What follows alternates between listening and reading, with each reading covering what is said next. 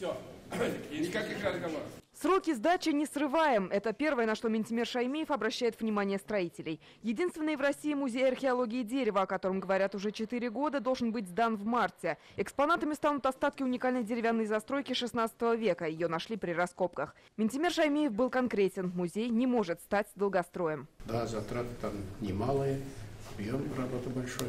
Сегодня там долго задержались и по делу. Ругался, может быть, отчасти.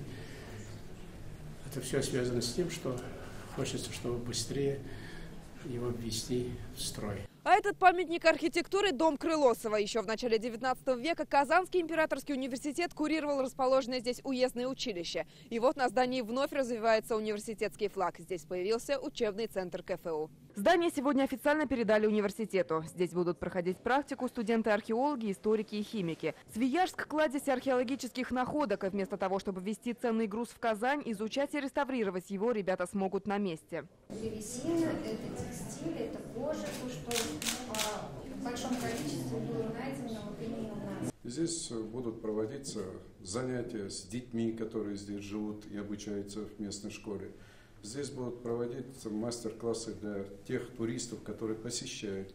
Здесь будут локализоваться художники, мастера, все те, кто занимается реставрацией. Скоро после реставрации откроют и новый музейный комплекс. Он находится в ремесленной школе. В зданиях 19 века заработает художественная галерея, туристический центр и музей православного искусства.